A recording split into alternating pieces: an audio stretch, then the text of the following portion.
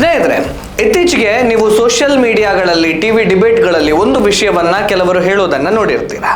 ಪ್ರಧಾನಿ ನರೇಂದ್ರ ಮೋದಿ ಅವರು ತಮ್ಮ ವಿದೇಶ ಪ್ರವಾಸದಲ್ಲಿ ಟೆಲಿಪ್ರಾಂಪ್ಟರ್ ಯೂಸ್ ಮಾಡ್ತಾರೆ, ಚೀಟಿ ನೋಡ್ಕೊಂಡು ಹೇಳಿಕೆಗಳನ್ನ ಕೊಡ್ತಾರೆ.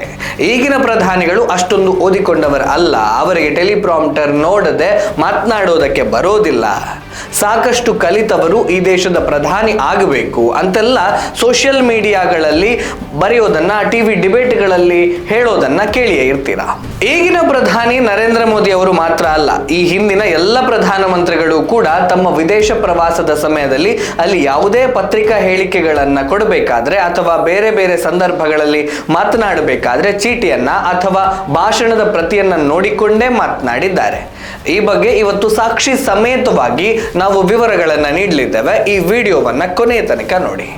ಇದು ದೇಶದ ಪ್ರಥಮ ಪ್ರಧಾನಿ, ಲಂಡನ್ನಿನಲ್ಲಿ ಬ್ಯಾರಿಸ್ಟರ್ ಪದವಿಯನ್ನ ಪಡೆದ ವಿದ್ಯಾವಂತರೂ ಆಗಿದ್ದ ಜವಾಹರ್ಲಾಲ್ ನೆಹರು ಅವರು ಪ್ರಧಾನಿಯಾದ ನಂತರ ತಮ್ಮ ಬ್ರಿಟನ್ ಪ್ರವಾಸದ ವೇಳೆ ಮಾತನಾಡಿದಂತಹ ವಿಡಿಯೋ. ಅದರಲ್ಲಿ ಅವರು ಭಾಷಣವನ್ನ ಓದಿದ್ದಾರೆಯೇ ಹೊರತು ಭಾಷಣವನ್ನ ಮಾಡಲಿಲ್ಲ. ಸೋ ಕಾಲ್ಡ್ ವಿದ್ಯಾವಂತರೂ ಆಗಿದ್ದ ದೇಶದ ಪ್ರಥಮ ಪ್ರಧಾನಮಂತ್ರಿಗಳು ಚೀಟಿ ನೋಡಿಕೊಂಡು ಮಾತನಾಡಿದ್ದು ಆಗ ಯಾರಿಗೂ ಅವಮಾನ ಅಂತ ಅನ್ನಿಸಲಿಲ್ಲ.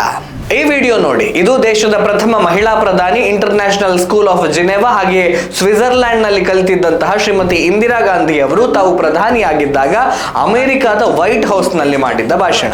ಅವರು ಕೂಡ ಚೀಟಿ ನೋಡ್ಕೊಂಡು ಓದ್ತಿದ್ದಾರೆ ಹೊರತು ಭಾಷಣವನ್ನ ಯಾವುದೇ ಪರಿಕರಗಳು ಇಲ್ಲದೆ ಮಾಡ್ತಾ ಇಲ್ಲ. ಇದು ಇಂದಿರಾ ಗಾಂಧಿ ಅವರ ನಂತರ ಪ್ರಧಾನಮಂತ್ರಿ ಆದ ಅವರ ಮಗ ರಾಜೀವ್ ಗಾಂಧಿ ಅವರ ವಿಡಿಯೋ.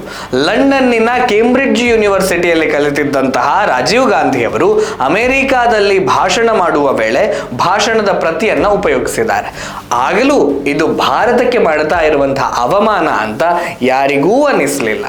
ಅನಂತರ ಪ್ರಧಾನಿಯಾದಂತಹ ಬಹುಭಾಷಾ ಪಾರಂಗತ PV ನರಸಿಂಹರಾವ್ ಕೂಡ ತಮ್ಮ ಅಮೆರಿಕಾದ ಪ್ರವಾಸದಲ್ಲಿ ಚೀಟಿ ನೋಡಿಕೊಂಡೇ ಬಿಲ್ ಕ್ಲಿಂಟನ್ ಜೊತೆಗೆ ಪತ್ರಿಕಾಗೋಷ್ಠಿಯನ್ನು ನಡೆಸಿದ್ರು.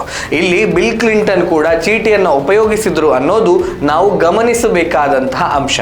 ದೇಶದ ಪ್ರಥಮ ಕಾಂಗ್ರೆಸ್ಸೇತರ ದೀರ್ಘಕಾಲದ ಪ್ರಧಾನಿಯಾಗಿರುವಂತಹ ಅಟಲ್ ಬಿಹಾರಿ ವಾಜಪೇಯಿ ಅವರು ಕೂಡ ತಮ್ಮ ವಿದೇಶ ಪ್ರವಾಸದಲ್ಲಿ ಚೀಟಿ ನೋಡಿಕೊಂಡೇ ಭಾಷಣವನ್ನ ಮಾಡಿದರು. ಅನಂತರ ಪ್ರಧಾನಿಯಾಗಿ ಸೆಲೆಕ್ಟ್ ಆಗಿದ್ದಂತಹ ಭಾರತದ ಜಾಗತೀಕರಣದ ರೂವಾರಿ, ಶ್ರೇಷ್ಠ ಅರ್ಥಶಾಸ್ತ್ರಜ್ಞ ಅಂತೆಲ್ಲ ಬಿಂಬಿತರಾಗಿರುವ ಡಾಕ್ಟರ್ ಮನಮೋಹನ್ ಸಿಂಗ್ ಅವರು ಕೂಡ ತಮ್ಮ ವಿದೇಶ ಪ್ರವಾಸದ ಸಮಯದಲ್ಲಿ ಚೀಟಿ ನೋಡದೆ ಭಾಷಣ ಮಾಡ್ತಾನೆ ಇರಲಿಲ್ಲ. ಅಷ್ಟಕ್ಕೂ ಪ್ರಧಾನಿಗಳಾದವರು ತಮ್ಮ ವಿದೇಶ ಪ್ರವಾಸದ ಸಮಯದಲ್ಲಿ ಚೀಟಿ ಹಿಡಿದುಕೊಳ್ಳುವುದು ಅಥವಾ ಈಗ ಸ್ವಲ್ಪ ಅಪ್ಡೇಟ್ ಆಗಿ ಟೆಲಿಪ್ರಾಂಪ್ಟರ್ ಬಳಕೆ ಮಾಡುವುದು ಯಾಕಾಗಿ? ವಿದೇಶದಲ್ಲಿ ಅಥವಾ ಯಾವುದೇ ಜಾಗತಿಕ ವೇದಿಕೆಗಳಲ್ಲಿ ಮಾತನಾಡುವ ವೇಳೆ ಬಾಯಿ ತಪ್ಪಿ ಮಾತನಾಡಿದ್ರೆ ತಾವು ಪ್ರತಿನಿಧಿಸುವ ಇಡೀ ದೇಶ ಮುಜುಗರಕ್ಕೆ ಒಳಗಾಗ್ತದೆ. ಈ ಕಾರಣಕ್ಕಾಗಿಯೇ ಯಾವುದೇ ದೇಶದ ಪ್ರಧಾನಿಗಳು, ಅಧ್ಯಕ್ಷರು ಚೀಟಿಯನ್ನು ಉಪಯೋಗಿಸಿಕೊಂಡೇ ಮಾತನಾಡ್ತಾರೆ. ಇದು ಅಪರಾಧವೂ ಅಲ್ಲ, ಅವಮಾನವೂ ಅಲ್ಲ. ನಿಮಗೆ ಗೊತ್ತಾ, 2011ರಲ್ಲಿ ಆಗ ಕಾಂಗ್ರೆಸ್ ನೇತೃತ್ವದ UPA ಸರ್ಕಾರದಲ್ಲಿ ವಿದೇಶಾಂಗ ಸಚಿವರಾಗಿದ್ದ SM ಕೃಷ್ಣ ಅವರು ವಿಶ್ವಸಂಸ್ಥೆಯ ಸಾಮಾನ್ಯ ಸಭೆಯಲ್ಲಿ ಭಾರತದ ಭಾಷಣವನ್ನ ಓದುವ ಬದಲು ಪೋರ್ಚುಗಲ್ ದೇಶದ ಭಾಷಣವನ್ನ ಓದಿ ಮುಜುಗರಕ್ಕೆ ಒಳಗಾಗಿದ್ರು. ಅಂದು ಇಡೀ ದೇಶ ಅವಮಾನಕ್ಕೆ ಒಳಗಾಗಿತ್ತು. ಈ ರೀತಿಯ ಮುಜುಗರಕ್ಕೆ ಒಳಗಾಗಬಾರದು ಅನ್ನುವಂತಹ ಕಾರಣಕ್ಕಾಗಿಯೇ ದೇಶದ ಪ್ರತಿನಿಧಿಗಳು ಭಾಷಣ ಮಾಡುವ ಸಮಯದಲ್ಲಿ ಅವರು ಎಷ್ಟೇ ಪ್ರತಿಭಾವಂತರಾಗಿದ್ರೂ ಕೂಡ ಜಾಗತಿಕ ವೇದಿಕೆಗಳಲ್ಲಿ ಚೀಟಿಗಳನ್ನ ನೋಡಿಕೊಂಡೇ ಮಾತನಾಡ್ತಾರೆ. ಯಾಕಂದ್ರೆ ಒಂದು ಪದ ಬಾಯಿ ತಪ್ಪಿ ಬಂದರೂ ಕೂಡ ಅದನ್ನೇ ಹಿಡಿದುಕೊಂಡು ಮುಜುಗರಕ್ಕೆ ಒಳಪಡಿಸಲು ಲಕ್ಷಾಂತರ ಜನ ಕಾಯ್ತಾ ಕೊಳ್ತಿರ್ತಾರೆ. ಅಂದ ಹಾಗೆ ಚೀಟಿ ಹಿಡಿದುಕೊಂಡು ಭಾಷಣ ಮಾಡುವುದು, ಹೇಳಿಕೆಗಳನ್ನ ನೀಡುವುದು ಅವಮಾನವೂ ಅಲ್ಲ, ಅಪರಾಧವೂ ಅಲ್ಲ, ಮೇಲಾಗಿ ಅಸಂವಿಧಾನಿಕ ಅಲ್ಲವೇ ಅಲ್ಲ.